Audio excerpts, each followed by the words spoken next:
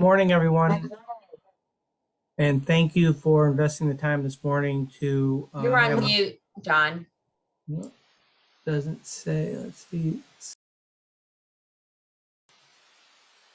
Says it doesn't show that I'm muted. I can hear him. Yeah, I can hear you, Don.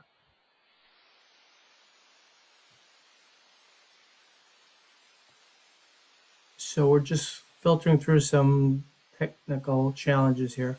So can you hear me, Jess? All right. So once again, thank you for investing the time. This is our second task force meeting. Again, we have a task force meeting the second Wednesday of every month at 11 a.m.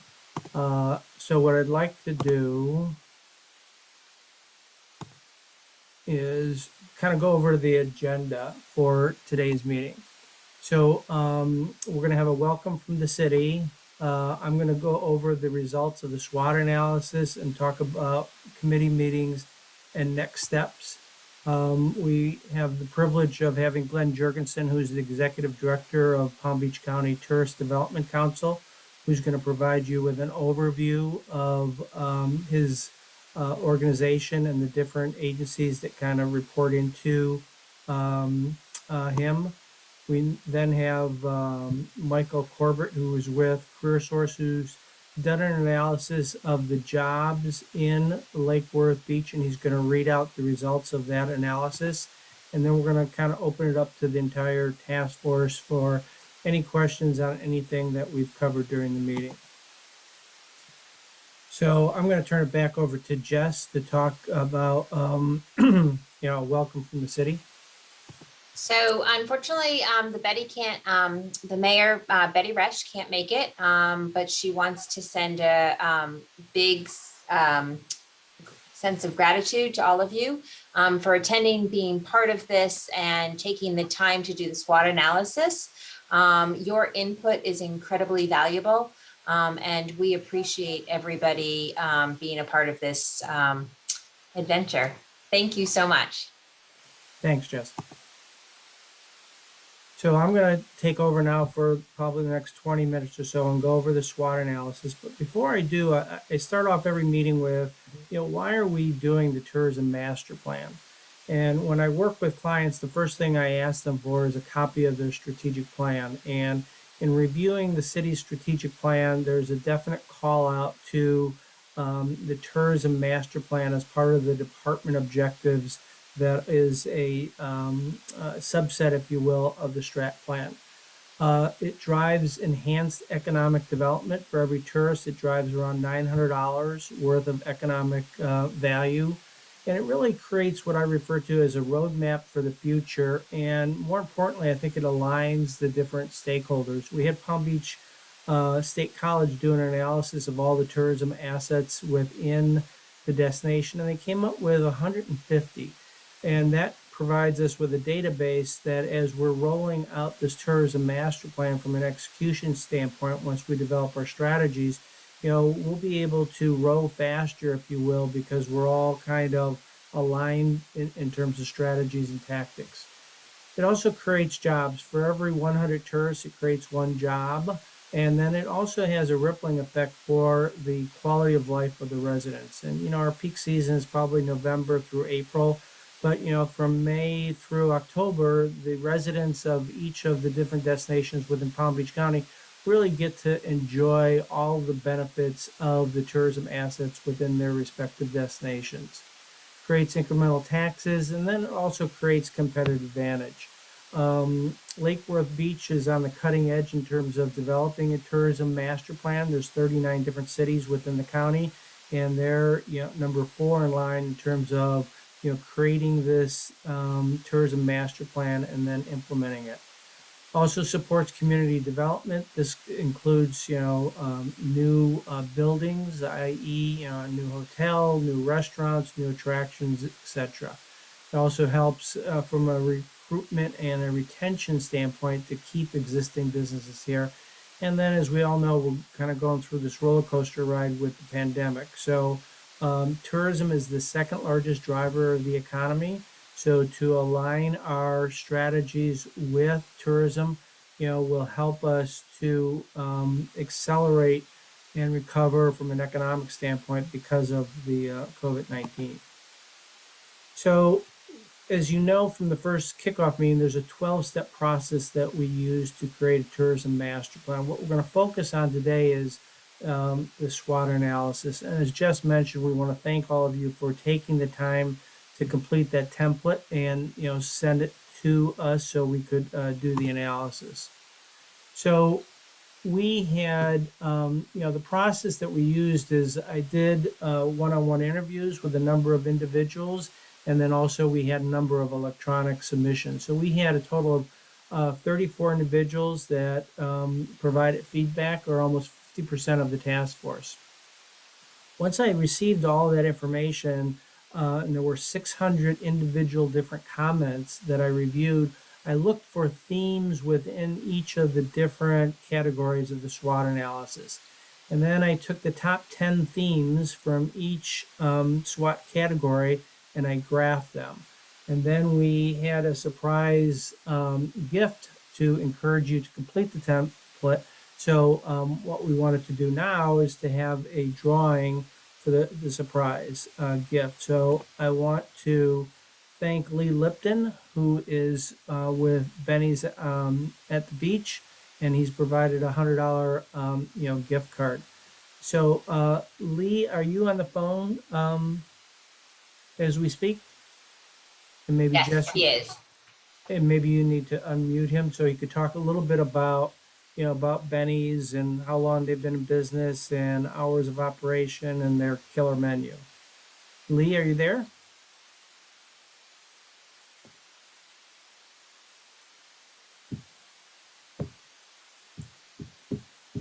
Lee, if you'd like to press unmute, you can.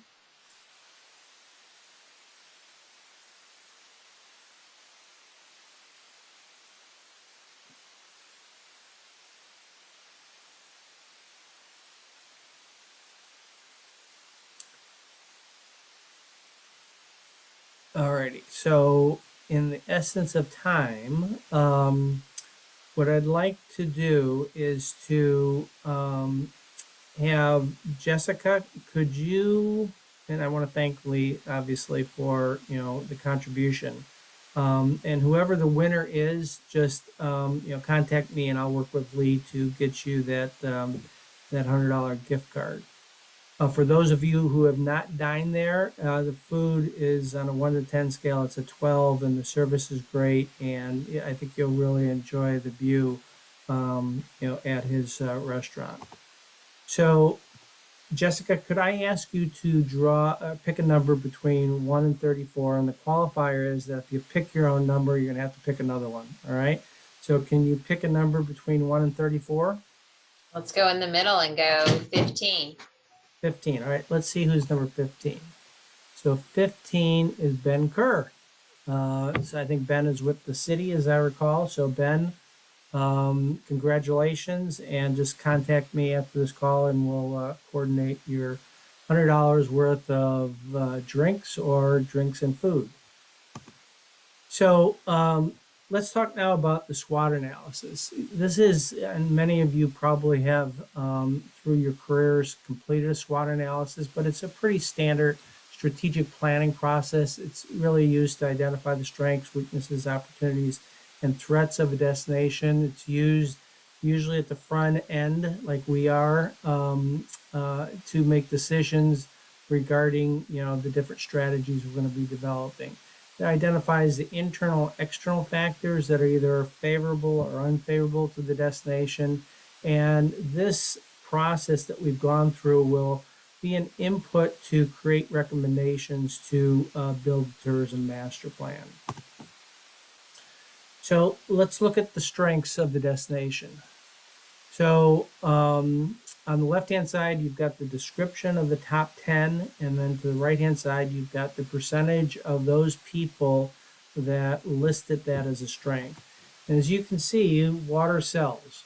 Water-related assets and the city DNA accounted for 47% of all the responses. And talking to different stakeholders within the community, asking them about, tell me about the city, the quaint, friendly, small town vibe, the neighborhoods, the cottages, comes up over and over again.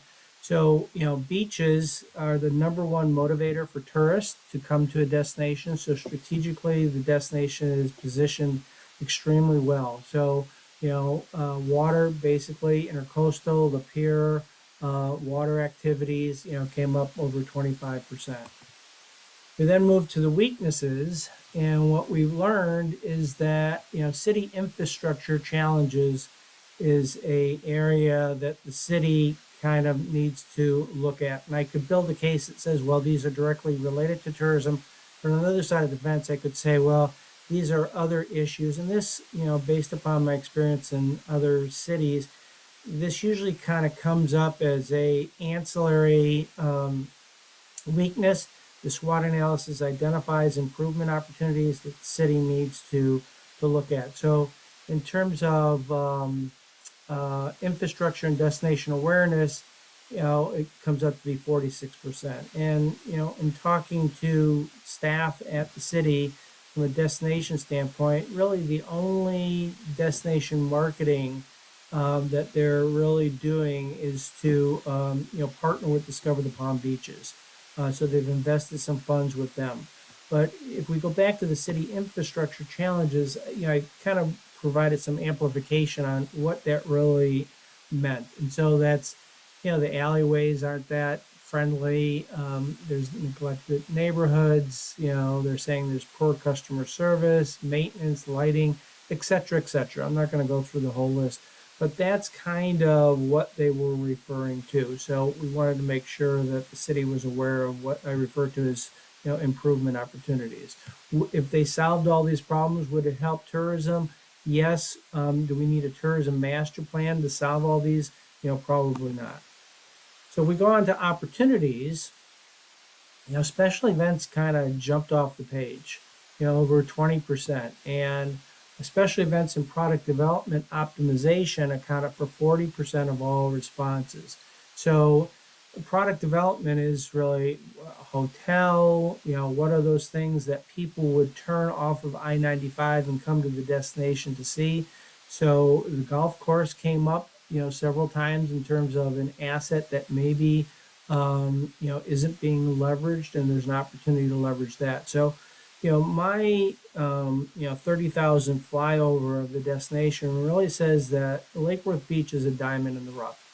You've got all the assets to make you a successful tourism destination, and it's just kind of, I use the analogy of a puzzle where you've got all these different puzzle pieces, but they really don't form a picture. And that's the purpose of the tourism master plan, is to really, put this puzzle together so we've got a vision for the future, and we're all, again, executing accordingly. So the last is threats. So, crime, blight, homelessness, and drug use kind of came up as the number one threat, along with, resources to implement the tourism master plan. You've heard me say I've got a 4S model, which is staffing, structure, systems, and strategy. So the worst thing that can happen in my mind is we create this blueprint for success and then go sits on a shelf. So, this is, if we use an architectural building analogy, we're playing architects today. We're putting together this blueprint, and then we have to play general contractor. We need to implement what we think are the top 10 recommendations as we develop the tourism master plan. So we have reached out to the captain of the Palm Beach County Sheriff's Department that is responsible for the city, and he's agreed to talk to us about crime for the destination, what some of their action plans are doing to curb that. So once these issues, these challenges come up, we're trying to bring in resource, if you will, that are subject matter experts in their respective fields to give their point of view. So for the October meeting, we're going to have the Captain Bear speak to us specifically about Lake Worth Beach and his perception of some of the challenges, and maybe there's a call to action for all of us that we can help support their mission. So I'm going to pause there to see if there's any questions, and maybe Jess, if you want to unmute everyone, so people, or they can raise their hand, either or. So if they raise their hand, I can bring them in as a panelist, but I want Okay. to just take the time and from a housekeeping standpoint, let people know that we put this as a webinar format. So just the panelists are on there, but if people want to raise their hands, I can bring them in as panelists and unmute them. They can ask the question, but we're just trying to minimize so that you can get through all of the presentations. Okay, great. Thank But you. I'll look to see if anybody's raising their hands. Okay.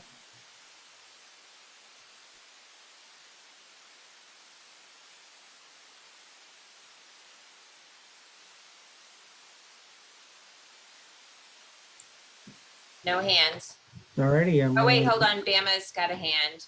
Okay. All right. Good morning.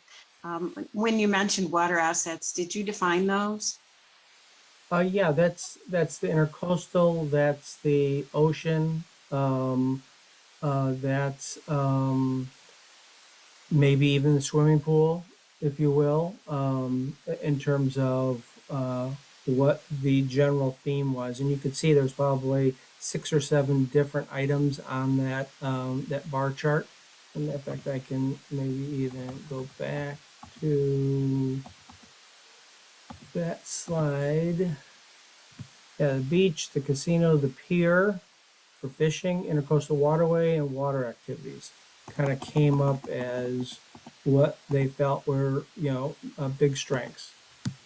Sure, and I would expect that. And one of the things I wondered about, since you said it's a puzzle to put together, is those combinations. What of that is private, what of that is public, and how can the city leverage those assets to really stand out? So I think it's interesting that they came up. Of course, water sells, like you said, but specifically, we have a really interesting collection here, and I thought it'd be nice to drill into that a little bit and give it extra attention.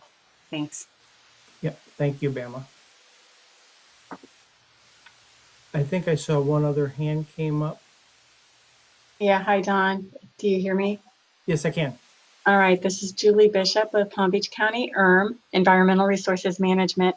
And I just want to clarify that we keep calling it the ICW when it's the internal waterways, the Lake Worth Lagoon. And Okay. I'm going to be, of course, sharing some of the eco assets that you've got in Lake Worth Lagoon when we have our next meeting. And what's special about the fact that you guys can call it the Lake Worth Lagoon is that there's 13 municipalities that surround that water body. And you can see that the other municipalities would not be thrilled about calling it the Lake Worth Lagoon because it's got Lake Worth in it, but that's different for you. So I think you should capitalize on it. It's a thriving system, and we'll talk more about that. Great piece of The information. ICW is the ditch that runs through it. Okay, thank you.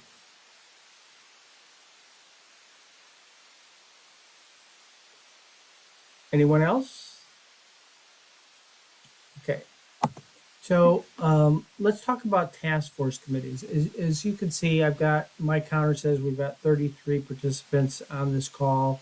I think the overall task force is around 67 people, and it's, as you can witness live, if you will, sometimes it's difficult to manage 30 plus people on a call. So what we've done is broken you all down into task force committees. I kind of want to review that. So we have scheduled on September 21st all day. Jess and I will be running a meeting almost every hour on the hour throughout the day with each specific committee. And the agenda right now is that we're going to identify key questions that we would like ideally to get responses to. So if we use marketing, a question could be, what are you doing to market the destination today? How much money are we investing in tourism brand awareness, et cetera, et cetera. We're also going to, document, if you will, the current state. Where are we today? I always use the analogy of taking a Polaroid because that will anchor everyone on what we're doing today. So as we talk about future state, everyone is playing off the same pivot point, if you will. And then we'll have the committees start to draft, if you will, recommendations. And as you saw, as part of the SWOT analysis, one of the improvement opportunities was, destination awareness. So that's really having a destination marketing plan that would be updated, on an annual basis. We have the opportunity of partnering with the TDC and their agencies as an example to leverage their marketing strategies where we don't have to reinvent the wheel, where they're the subject matter experts in terms of tourism, and we can leverage those assets. So there's 5 different committees: marketing, community engagement, product development, retail, food and beverage. And we assigned you based upon the organization that you work for and your experiences. So I just wanted to kind of go over, we've got 16 individuals assigned to the marketing team. And after this webinar, we'll send out this deck so you can see where you've been assigned. We sent this out at the kickoff meeting in the appendix. So we moved some people around based upon their request because they had a passion for a certain committee. We have community engagement, which is extremely important in terms of making sure we've got the community sitting at the table, because it's going to potentially impact them in a number of different ways, all positive.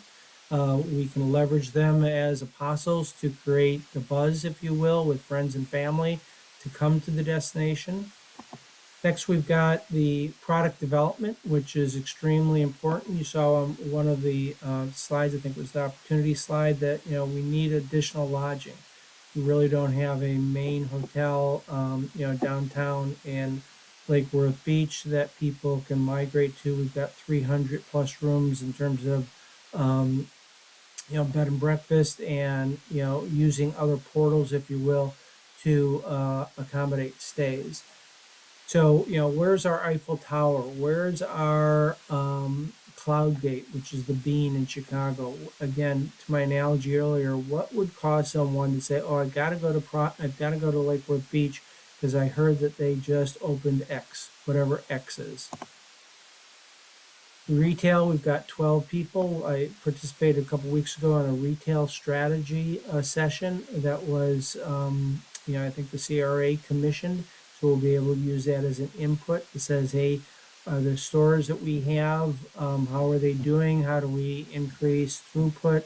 Are there other segments of retail that we should be looking at? We've got Avis and Young on the committee, who specializes in retail, leasing spaces. So again, we've linked people with knowledge of that vertical into these different committees.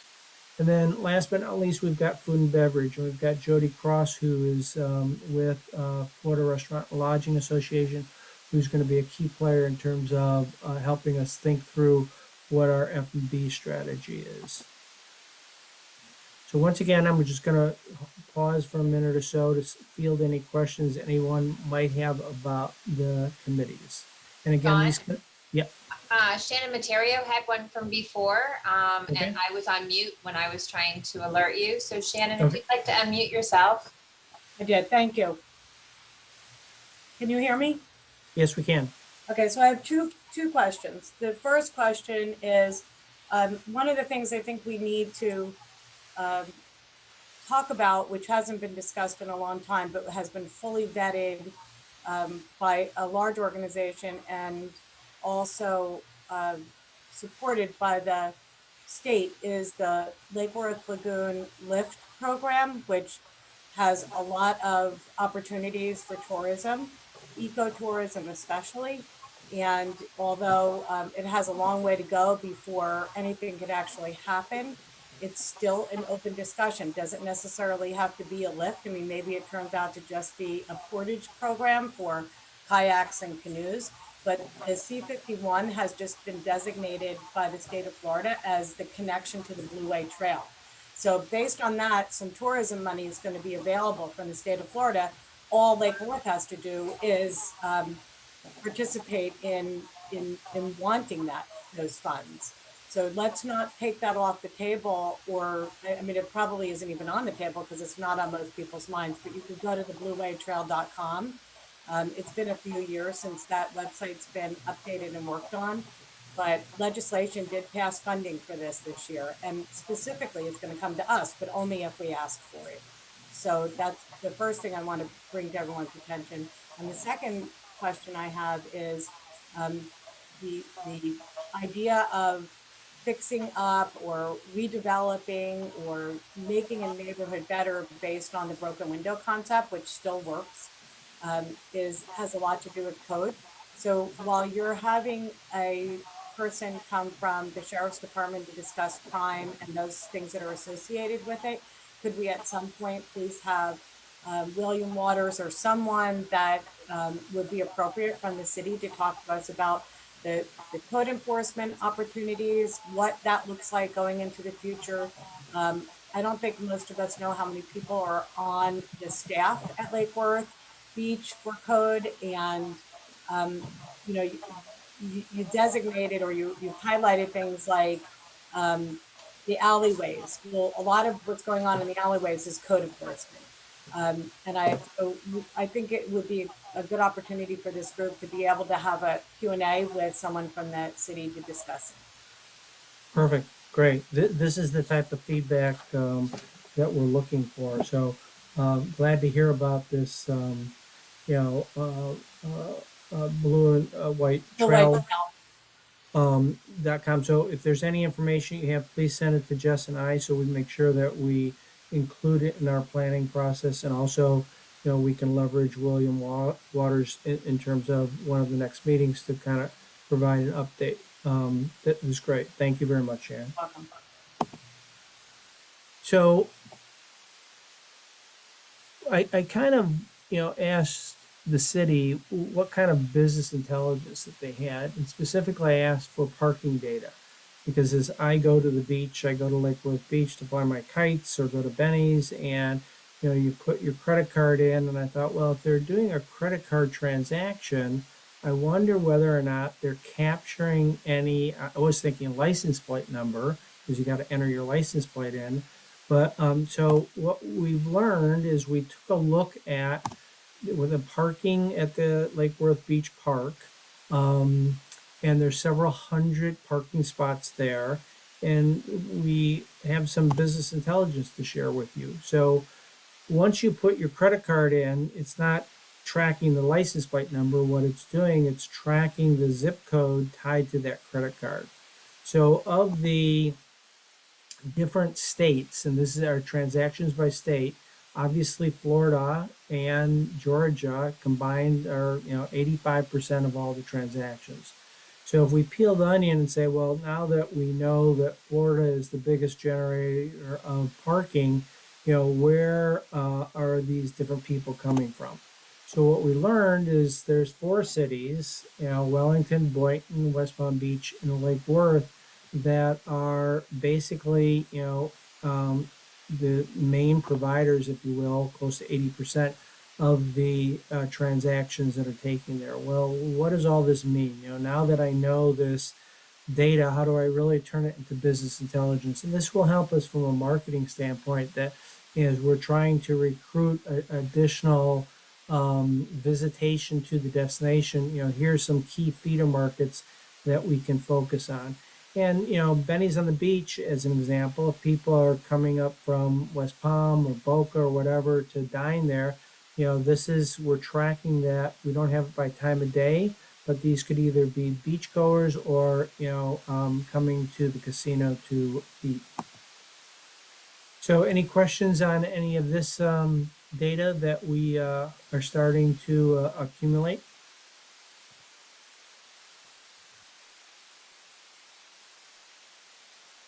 Okay. So when we had the kickoff meeting, I introduced this slide, and I think it's really important because it just reinforces the reason why the destinations within the state, within the county specifically, need a tourism master plan. So if we start off with the different organizations and their mission statements and the number of estimated travelers that they generate, we've got a company called Brand USA, 80 million travelers from 194 different countries. You then go down and you've got the USTA, and they're focused on, the 50 states that represent over 19,000 different cities, but generate, close to 2.3 billion travelers. You then go down the next level, you've got, an organization based out of Tallahassee called Visit Florida. And in 2019, they generated 131 million travelers, visiting the 282 cities within the state. And ironically, they've got a governor's conference, which is really focused on tourism, that's being held this week to focus on tourism. But again, Visit Florida is interested in promoting traffic visitation to the state. Then go down another level, and this is the Tourist Development Council that you're going to hear from Glenn Jurgensen on. And in 2019, the organization generated 8.2 million visitors to the 39 cities within the county.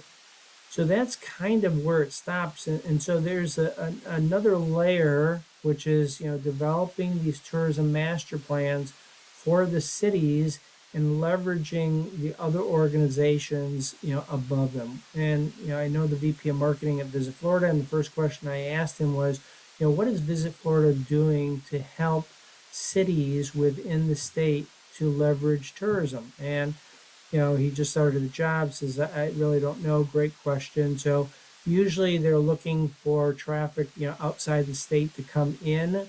Really, our focus is really, Lake Worth Beach, and how do we optimize and partner with these other organizations. So I'm going to introduce now Glenn Jurgensen, who's the Executive Director of the Palm Beach County Tourist Development Council, and he's going to provide a overview for you. Glenn? Good morning, Don. Thank you for having me. Good morning, everybody. I just wanted to take you through kind of the overview of the TDC. Many of you may know, but many of you may not.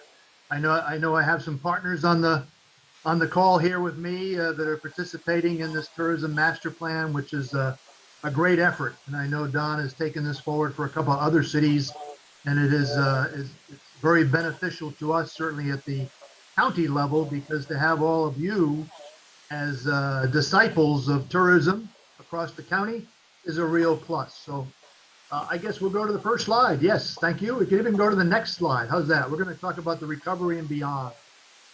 All right. So Jessica, do you want to give Glenn, I would say version control, the gas pedal so he can Could have it. So as long as you release it, so stop sharing your screen, Don, and then Okay. he should be able to do his screen. I can do my screen, huh? Wow. This is high tech. Down on the bottom, there's a button with an up arrow, Glenn. Down at the bottom of my screen, huh? Yep, it Oh, says yeah. share screen. share? Yep, All right, then I can so if you do that, run from there, huh? and now we can see how busy you are. Yeah, that's my calendar. So Don, I thought you had my PowerPoint presentation, no? Yeah, I do. But if you open it, you can drive it yourself, or if you want to just go back to where we were, I can. Why don't we go back to where we were? I'd have to find mine. I thought you were going to drive the bus today. Okay, sorry. Let me. So on the top, so stop sharing. Okay, now go for it, John. Okay. We'll let you drive the bus, Don. I'll just tell you next. How's that? All righty.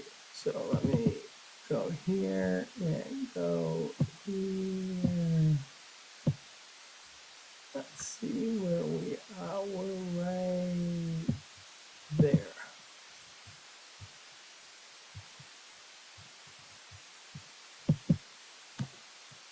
What a smooth transition. Yeah, right. All right. All right, so Good.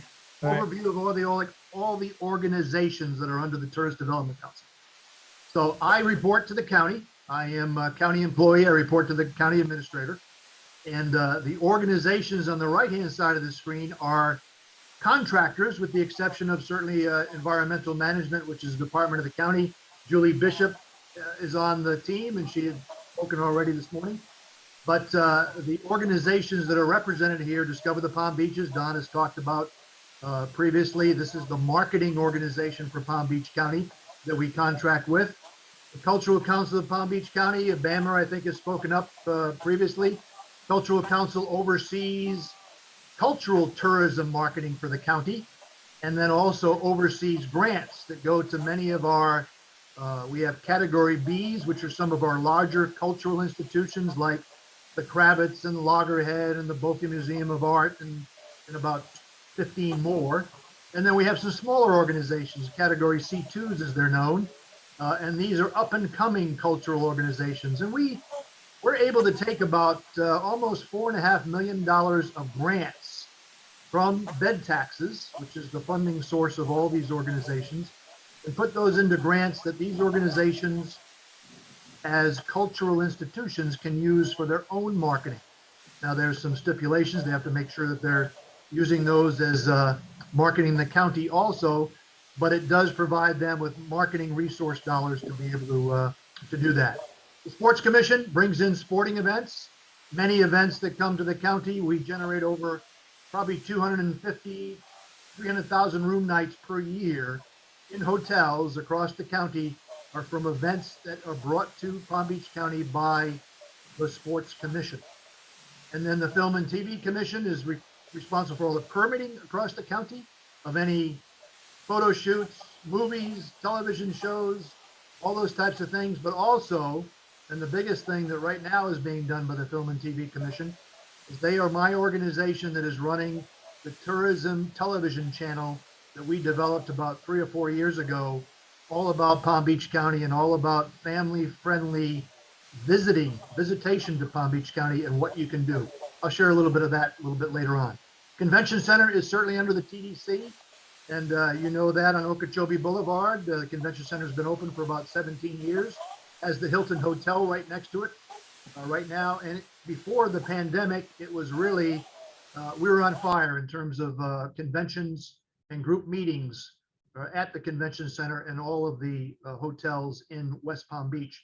Probably about a $40 million per year economic impact to just the city of West Palm Beach and the county. And then I already mentioned the television channel. So next slide, please, Don. Just so everybody knows, the funding source for the Tourist Development Organization and all of our agencies that we manage is the bed taxes. And bed taxes are generated when you stay in a hotel and you check out. The room cost of your hotel is calculated at 6% of that room cost is allocated to bed taxes. And that is a tax that's collected by the tax collector of Palm Beach County. It roughly pre-pandemic was about $54 million per year. And as you can see, it was started back in 1982, and it has continued to progress and grow. Back then, it was only 1 penny that we were collecting, but right now we're collecting 6 cents on every dollar of accommodations. And we're putting that to work in many ways, and I'll share that with you as we go forward. Next slide, please. So here we were. This is prior to the pandemic. We were at 2019 record numbers. We were having a tremendous year in 2019, and we hit $54.2 million worth of bed tax collections, increased a little bit over 18. And then we came into 2020, and right up until March 13th, which is a Friday, I remember it well, when I was at the health department doing a sit down with actually at the time it was our 2 senators, Senator Scott and Senator Rubio, and all of the county staff was there.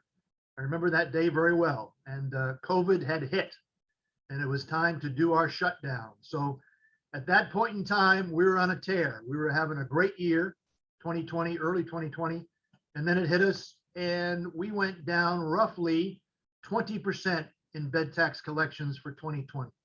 We thought it was going to be even more. We thought it was going to be up in the 30s, but we were very fortunate that things got back a little bit during the summertime, and you can see we were equal to the Great Recession. Next slide, Don. You can see what we've been through over the years. The Great Recession, we had a 20% decline. We added that 6 penny back in 2015, but then look what COVID did to us. We were up over 50 million in collections, and then COVID hit, took another 20% decline. It could have been a lot worse. Unfortunately, it has been elongated over a good portion of the first quarter of 2021. So if you go to the next slide, Don, you can see that we are 2020 came in, as I think we mentioned, just under 43 million, 43.3 million. The forecast for 2021 right now, the forecast was 48 million. And I'm happy to announce that even the TDC doesn't know this. We meet tomorrow morning with all of the Tourist Development Council, but we have surpassed that number already. The forecast for the entire year was 48 million. We are right now at about 48.5 million through the 11th month of the year. We have one more month to go. Summertime has been just amazing for us. The first quarter of 2021 was a little slower. Groups and meetings has not rebounded the way we thought it might. Certainly everybody is still not going into groups and doing that. But leisure traveler has come back. The leisure traveler was the one that took us out of the Great Recession. The leisure traveler will also take us out of this pandemic recession. And that includes sports tourism. Sports tourism has been very, very well received over the summertime because you can be outside. And that's a lot of what our sports commission works towards, to bring groups that are willing to be outside with their events. And it has been a big benefit to us, certainly in 2021. The equestrian season happened this year. That's a huge driver of our economic impact for Palm Beach County. Equestrian did happen this year. They didn't have any spectators, but the number of horses that came to town, and they actually lengthened their season this year. They started earlier. We had just before the holidays, we went through January, February, March, and April, which is normal season. And then they actually extended out into mid-May because we had equestrian qualifiers for the Olympics. So that was great for us. So right now we're probably going to exceed that forecast of 48. I know we will, if we have a good month of August collections. And we'll probably be at about 15% growth. So this slide was a day old. And next year, we're probably looking at about 52 to 55 million. So we will be back to our 2019 levels of bed tax collections and revenues for the Tourist Development Council. Next slide, please. And we put these monies to work in a couple of different ways. We take 4 of those pennies, basically 3 1/4 of these pennies, and we put them into marketing and promotion and grants. So this is what funds Discover the Palm Beaches, the Cultural Council, the Sports Commission, and the Film and TV Commission. These dollars we put to work with those organizations to market Palm Beach County. Next slide, Don. Then beach funding, and Julie is certainly a great partner with us in the EARN team. We take about 3/4 of a penny and we put that into beach renourishment. We have 47 miles of beaches in Palm Beach County, and all of those public beaches are certainly refurbishment. We need to keep those refurbished. The storms that we see in certainly the not only hurricanes, but some of those winter storms that head up and head into New England, the waves come crashing on our beaches, and it does a lot to, it takes a lot to keep these beaches renourished. And the great thing about and the team is they can take the piece of money that we give them from the Tourist Development Council, which is roughly $6 to $7 million a year. They can leverage that with state funding. They can leverage that with federal funding, and really make sure that our beaches are pristine. Because you can remember back to one of Don's slides he talked about earlier. Beaches are the #1 reason why individuals say we're going to go to South Florida and we're going to go to the Palm Beaches, because we have such beautiful beaches. Next slide, please. And then we take 2 of those pennies, which is roughly about $16, $17 million a year, and we build things. We built the convention center 17 years ago. We built a garage right next to it about 6 years ago. We built Roger Dean Stadium up in Jupiter back in, let's see, it's over 22 years, I think it is, which is up for refurbishment as we go forward. And then we built the ballpark of the Palm Beaches out in the western part of West Palm Beach just about 4 years ago. So these are tourism assets that we are responsible for. We're responsible for all the debt service on them. We're responsible for the maintenance of them. We have to fund all of the refurbishment of these assets. And we work to make sure they are utilized by tourists. And the good thing about the quality of life in Palm Beach County is we get to use them ourselves as residents. So we can certainly enjoy spring training and all the things that go on with those ballparks. Next slide, please. And then I did mention the convention center, built 17 years ago. You wouldn't know it. You would think it's brand new. Even this slide here that I have on the screen is all, it's old right now because we have gone through and over the past year, we have developed an outside area because we knew that outside entertainment was going to be huge as we came out of COVID.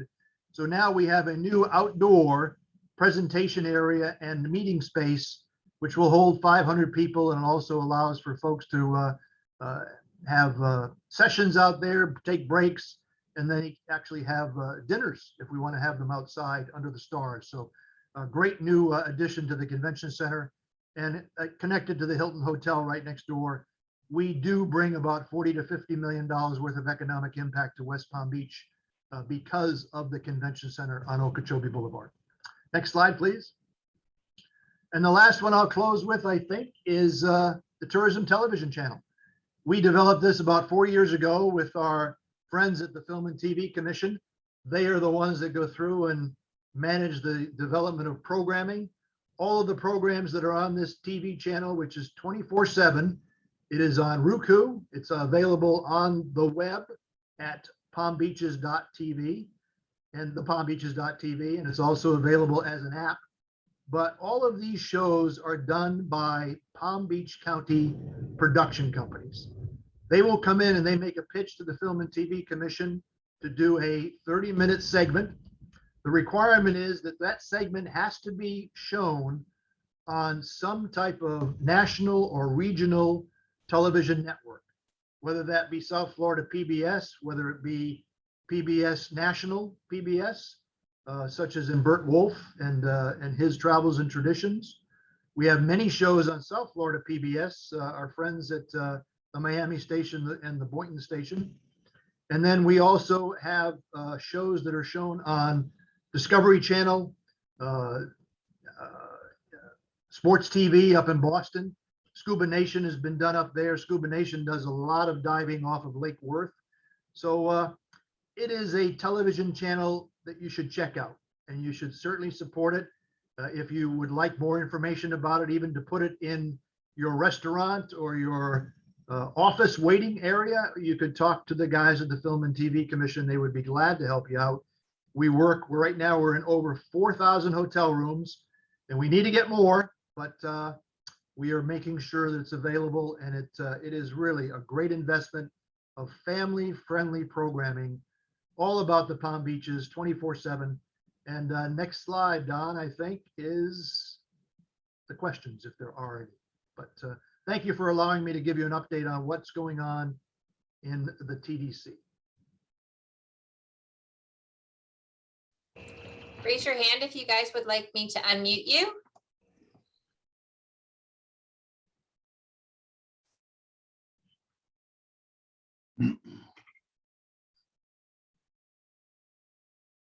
Looks like my friend Michael Corbett's going to take it over, and no questions for me.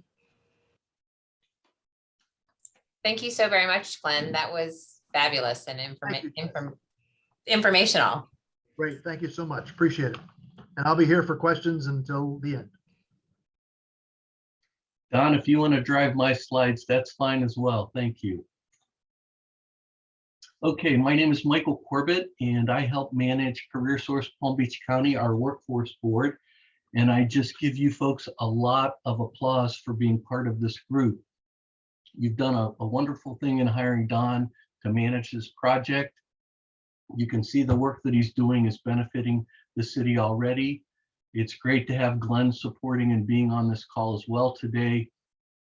All his information is very valuable to this task force and what we're doing. So we pulled some information for the zip code of 33460. I'm going to run you through some slides here to give you some population and demographic information. Next slide, please. For Lake Worth, that zip code, you are just approaching 35,000 people in your city.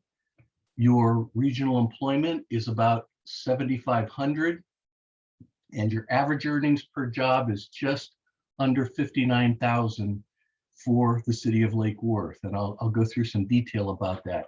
You're continuing to trend upward at a nice percentage with population and jobs, which is good to see. And at the bottom of this slide, you can see the state of Florida and then the United States. So as a city, you are progressing in a very good manner here.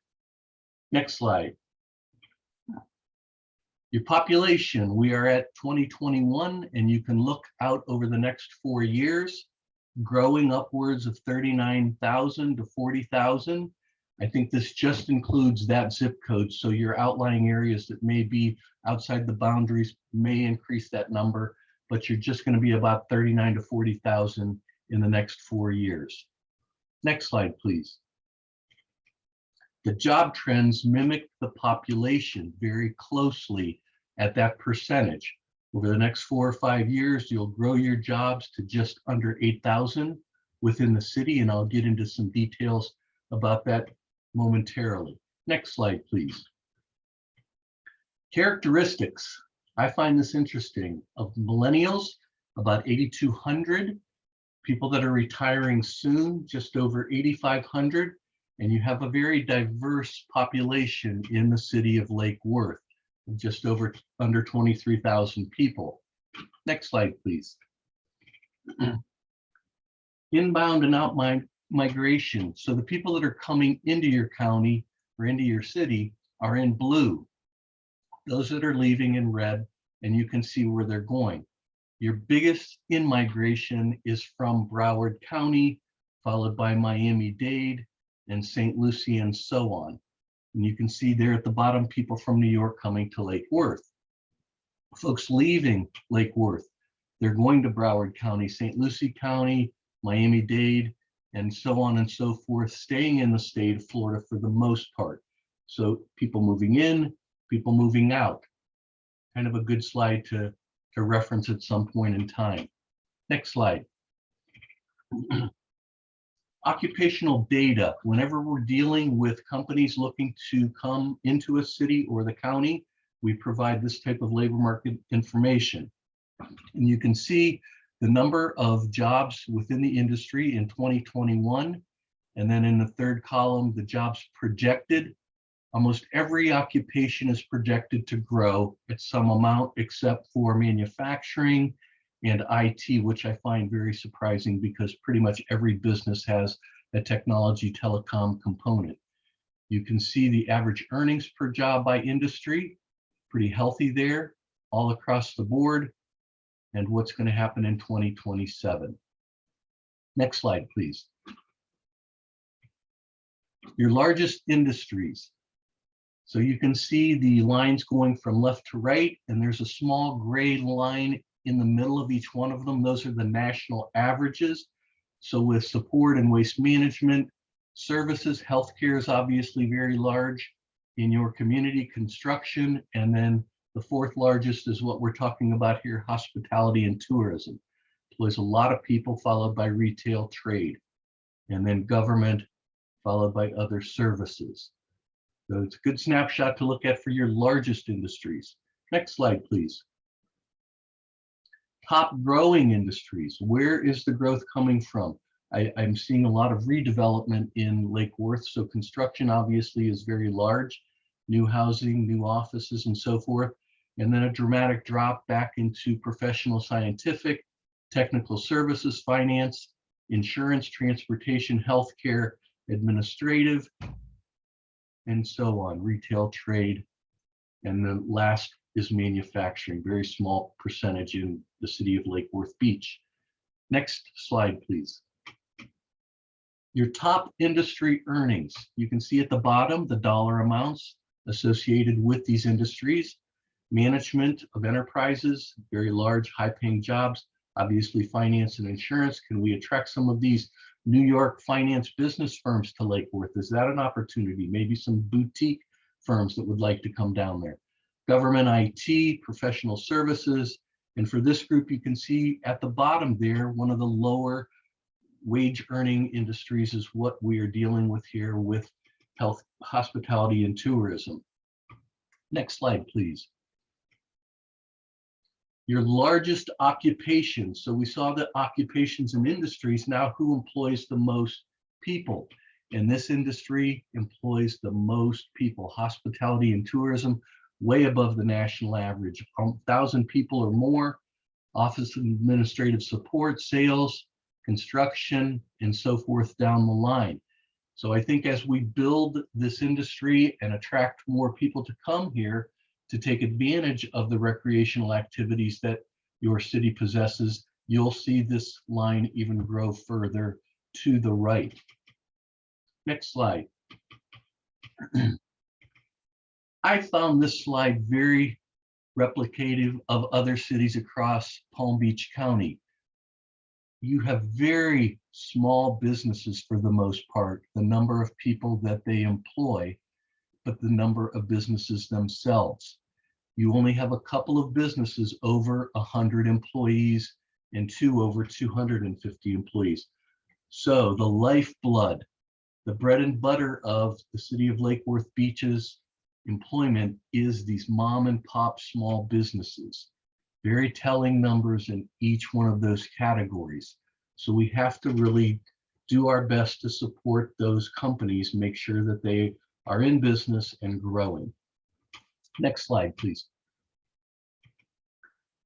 The Palm Beach County Business Magazine that goes out through the Business Development Board every quarter, we typically promote an industry and some of the services we provide. And back in the wintertime, we focused on hospitality and tourism. We showcased the new Ben Hotel in downtown West Palm Beach and the Singer Island Marriott. Both of those hotels have leveraged CareerSource to hire, train, and build their workforce. So I just wanted to share this with you. Perhaps in a future issue, we can focus on something in Lake Worth Beach for one of your businesses to allow them to see how they benefited from our programs and services. Next slide, please. So I'm going to talk a little bit about Palm Beach County. So moving from the city now to the county, very large industry as far as jobs, 81,000 plus jobs. It's changing over the coming years. It's going to grow almost 9%. The average earnings is up to 33,000, a little above the national average. You can see the number of payroll businesses in 2020 last year and the number of unemployed people from the hospitality and tourism across Palm Beach County. Next slide. So our gross regional product in hospitality and tourism, very large industry, as you would know, only trailing agriculture as the second largest industry in our community, Palm Beach County. The property income that's generated, the taxes that is generated, and Glenn did a great job of reflecting that, and then the total GRP over 6 billion. So it fell a little bit because of the pandemic last year, but it'll continue to grow as Glenn gave us some indicators with his slides. Next slide, please. So in Palm Beach County, you can see this comparing to the state of Florida. In the United States, it's almost identical to the state of Florida, our county, as far as the number of jobs projected to grow and change over the coming years and months. So good, healthy, nice to see those slides and those tracking up to the right. CFOs always like to see that, and I'm sure our tax people in Palm Beach County like to see this. Next slide, please. Our recovery. We did lose over 20,000 jobs in this industry back in March and April. We're starting to bounce back as a community.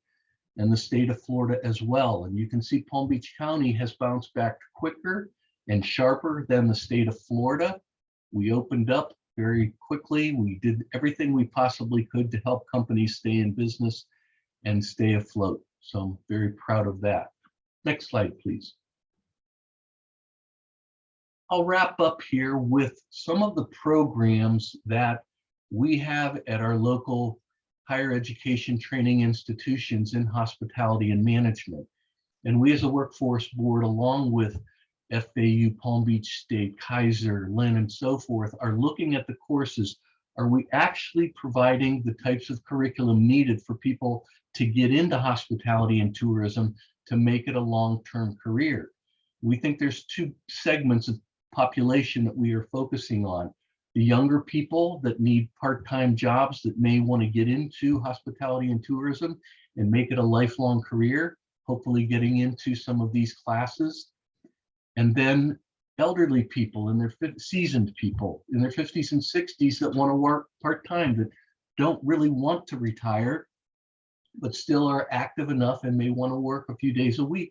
I think that's a good targeted population. Next slide, please.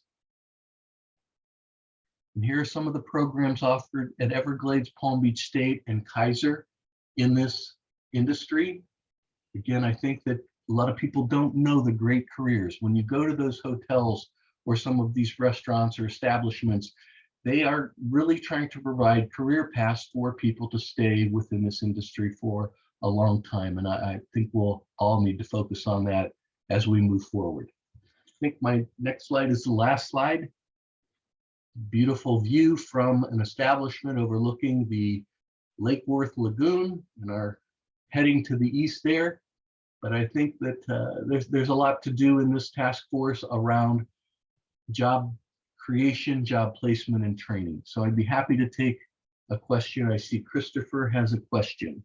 Yes, Commissioner McVoy, you can unmute yourself.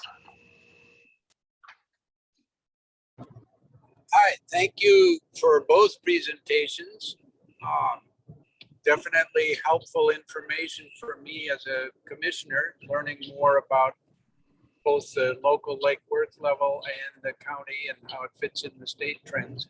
So that's helpful. My specific question was for the first presenter. It was mentioned that it was very clear that bed taxes are a big deal in terms of financing. And I believe it was mentioned that they came from hotel bed taxes. And my question is, do we get any of that from short-term rentals, Airbnb, vacation rentals as well? And if we don't, is there any way to do so? And if you can mute me, I think that'll be helpful. I will take that one, Jessica. Yes, sir. We do collect bed taxes from short-term rentals. The state statute says if you rent your property for less than 6 months, you are required to pay sales tax and bed taxes to your local taxing authority. So we are able to pick up, and this past year of COVID has been an eye-opener for all of us. We have exceeded our non-hotel bed tax collection 4 times. Right now, we are averaging about 20% of our total collections are coming from these non-hotel Airbnbs, single-family residences, condos. That's where that money is coming from. Normally, it would be, roughly 8% of our total year collections. Right now, we're just under 20%, so a big deal. That was my sense, that this is an increasing area. I would definitely be interested in seeing trends, some data on that, and projections if anybody has them. I'm probably hard to project at this point because some of this is likely COVID driven, people coming from the Northeast, people working long distance, and who knows whether that trend will continue or not. But I would definitely be interested in data that anybody has, particularly specific for Lake Worth. We do have a lot of data. We do not have specifics for individual cities. The tax collector is responsible for all that data. And by state statute, she is required to keep a lot of that data, actually not send it out in terms of individual cities and what's being collected. So that's a little bit of an issue, but there is projections that we can certainly do to give some trends that are what's going on in particular areas. Definitely mute me because I think I'm contributing noise. Did you catch what I said? No? There's a lot of Yes, I noise. did. Thank you. Right, okay. I'll mute myself now. I don't see any other hands up, Dawn, so I will, oh, hold on, wait, I see a hand. Ryan Oblender, you can unmute yourself and ask your question.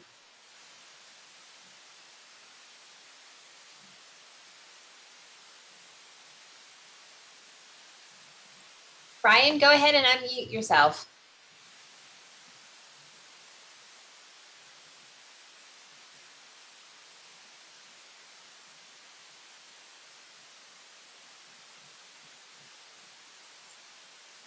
Brian, do you still want to ask a question?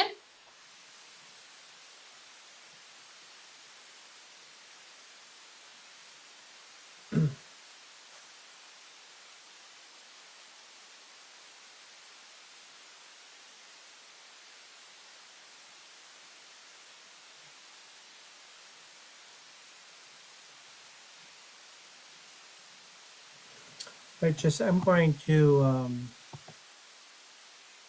going to go to next steps because we're running 8 minutes behind schedule, and I apologize for the overage. In terms of next steps, we're going to forward a copy of the presentation and also the Zoom recording to the entire task force for those people that were traveling or had conflicts that could not attend. They have the opportunity to listen to the call. We're going to send out another meeting request for our next meeting, which is October 13th, again at 11 a.m. We're going to send out the meeting request for the committee meetings as soon as this meeting is over. And then we're continuing to recruit guest speakers like we had today that are subject matter experts. So for the October meeting, we've got Jody Cross with FRLA. We've got Julie Bishop with the Environmental Resource Management team. And then we've got Captain Bear to talk about, his functional area. And then we're going to start putting a stake in the ground and drafting some of these preliminary recommendations, based upon the SWOT analysis. So once again, want to thank everyone for their participation. I think that this meeting was insightful because we had, Glenn and Michael, who I want to thank again for their contributions in terms of, jobs and, what the business model is for tourism and what their revenue streams are. So if there's no other questions, I'm going to conclude the meeting. Is there any other final questions before we say goodbye?